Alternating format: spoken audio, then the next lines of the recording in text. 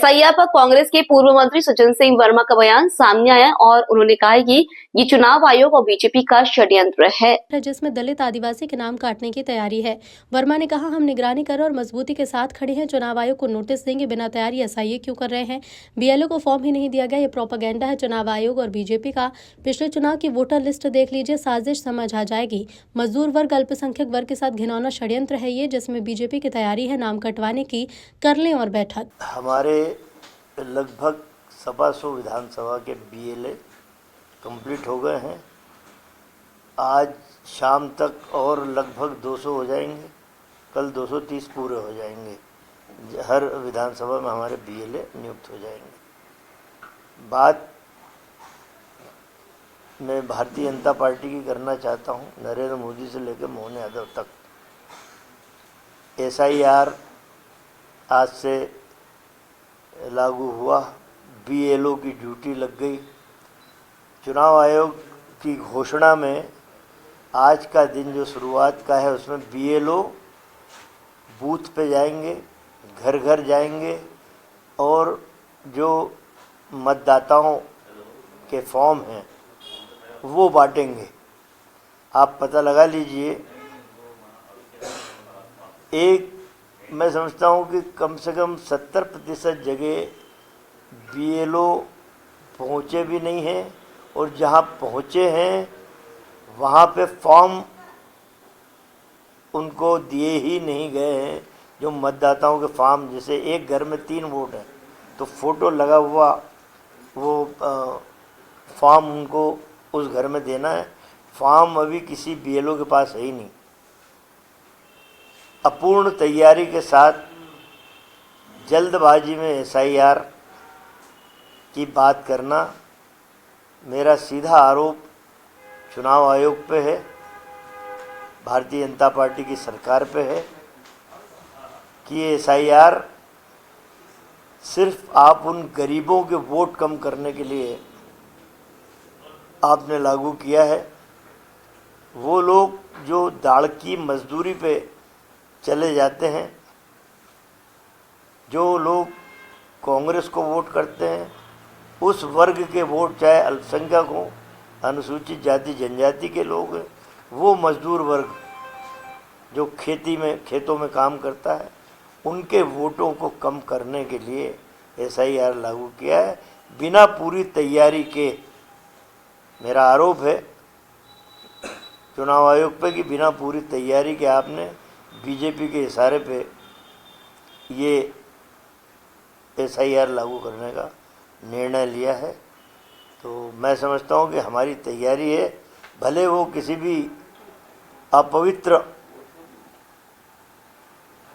मंसूबे से एसआईआर लागू की गई है, लेकिन हमारा कार्यकर्ता बिल्कुल मुस्तैदी के साथ, जहाँ बीएलए नियुक्त हो गए हैं वहाँ पे मैं बराबर रिपोर्ट ले रहा हूँ।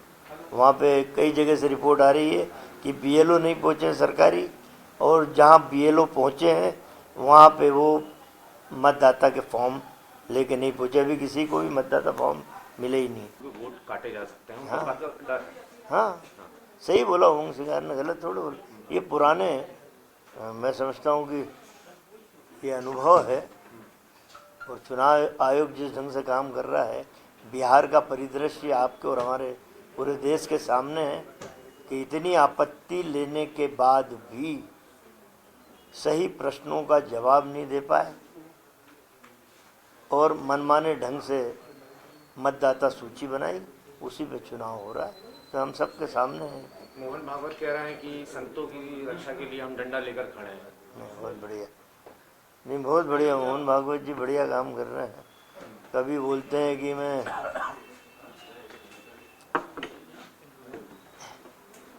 कौन सा भारत बनाऊंगा, अखंड भारत बनाऊंगा, जिसमें पाकिस्तान, बांग्लादेश, इंडोनेशिया, भारत। बहुत बढ़िया डायलॉग उछाल देते, होता जाता उनसे कुछ नहीं। अभी उन्होंने कहा कि पूरा विश्व भारत की तरफ देख रहा है क्योंकि भारत ही उनकी रक्षा कर सकता है।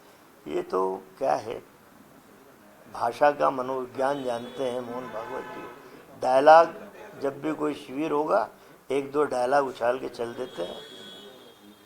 और मैं समझता हूँ कि इनसे बड़ा मनोवैज्ञानिक शायद भारत में कोई नहीं। भारत में पहले ये कहा जाता था कि हिंदू खतरे में है, अब कह रहे हैं कि संत खतरे में है। संतों को कहाँ, संतों कब से सुरक्षा? संत खतरे में तो पहले अपने मुख्यमंत्री मोहन यादव से बात करो। नर्मदा मैया में इतने सारे मगरमच्छ छोड़ रहे हैं, जहाँ संत लोग नर्मदा मैया की परिक्रमा करते हैं, जल का आचमन करते हैं और स्नान करके अपने तन और आत्मा को पवित्र करते हैं। यदि इतने सारे मगरमच्छ आपने छोड़ दिए तो पहले उनसे रक्षा कर लो मोहन भागवत जी, संतों की। बाकी तो सनातन धर्म के लोग कर लेंगे। इंदौर में चिंटू चौक से एक ऑडियो वायरल हो रहा, सुना हो? इधर बीजेपी ने कांग्रेस के इन आरोपों को सिरे से खारिज किया और बीजेपी प्रवक्ता राजपाल सिंह सिसोदिया ने कहा कि ऐसा कुछ भी नहीं है। बीएलओ की तरफ से फॉर्म दिया जा रहा है और अगर वो फॉर्म में खुद नहीं भरूंगा तो मेरा नाम संकट में आ जाएगा। कांग्रेस सिर्फ इल्जाम लगाती है। देखिए, भारत निर्वाचन आयोग सेकेंड फेज में मध्य प्रदेश के अंदर गहन परीक्षण कराने का काम कर रहा है मतदाता सूचियों का। इसके पहले प्रथम चरण का हुआ है और वह सफल हुआ है। यह द्वितीय चरण है। कांग्रेस को यह ध्यान होना चाहिए। अब कांग्रेस इसलिए ये आरोप लगा रही कि फील्ड में तो कांग्रेस के लोग है नहीं। जिलाध्यक्ष पंचमढ़ी में ऐश कर रहे हैं, बीएलओ कहां से पहुंचेंगे जब जिलाध्यक्ष ही गायब है, जिले का कप्तान ही जिले में नहीं है। तो आज जब गहन परीक्षण मतदाता सूचियों का हो रहा है तो कांग्रेस फील्ड से नदारत है। पचमढ़ी में जिलाध्यक्ष आनंद कर रहे हैं, ऐश कर रहे हैं प्रशिक्षण के नाम पे, और वहां क्षेत्र में नहीं है। और जब कल चुनाव हार के सुपड़ा साफ होगा कांग्रेस का तो ये आरोप लगाएंगे कि सब मतदाता सूचियों में हमारे नाम हटा दिए थे, इसलिए हम चुनाव हार गए। तो ये जो चुनाव हारने वाले हैं 2028 में, उसकी भूमिका बनाने का काम कांग्रेस के लोग कर रहे हैं। आप जाइए फील्ड में जाकर अपने लोगों के नाम लिखाइए, मना कौन कर रहा है? मतदाता सूचियों के गहन परीक्षण में अपना सहयोग करिए, कौन मना कर रहा है? पर कांग्रेस जब जो काम करना है तब वो काम नहीं करती है। क्या ये उचित समय है पचमढ़ी में जाके जिलाध्यक्षों का बैठने का? पर सज्जन सिंह वर्मा जी तो कह रहे हैं कि सिर्फ इसलिए प्रशिक्षण दिया जा रहा है कि कांग्रेस के जितने भी जहां जहां कांग्रेस अधिक है उनके नाम किस तरह से कटवाए जाए, ये प्रशिक्षण। देखिए, ये पहली बात तो ये नाम काटने का अभियान है ही नहीं। मतदाता सूची का गहन परीक्षण, इसका मतलब ये होता है कि मतदाता सूची में नाम कैसे जोड़े जाए, जो नाम है वो उनको अपडेट कैसे किया जाए, ये अपडेटेशन है। और अपडेशन जब होता है किसी चीज़ को परीक्षण करके, गहन परीक्षण करके, और जब हम और अधिक प्रभावी बनाने की स्थिति में आएंगे तो मैं समझता हूं कि वो बहुत ज़्यादा अच्छा होगा, लोकतंत्र के लिए भी अच्छा होगा। अब कांग्रेस के पास में वास्तविक में कोई योजना नहीं है। कांग्रेस भ्रमित है। कांग्रेस के जिलाध्यक्षों को अपने अपने जिले में बीएलओ तो अपॉइंट करके और जो इस काम को संभालना चाहिए था, परंतु हो क्या रहा है? जिलाध्यक्ष फील्ड से गायब है, जिले का जिलाध्यक्ष जिले में नहीं है, पचमढ़ी में बैठा है। तो बीएलओ कहां से काम पे लगेंगे? इनके पास पे लोग काम करने वाले है नहीं, कार्यकर्ता है नहीं, इसलिए इस प्रकार के आरोप लगाने का काम कर रहे हैं।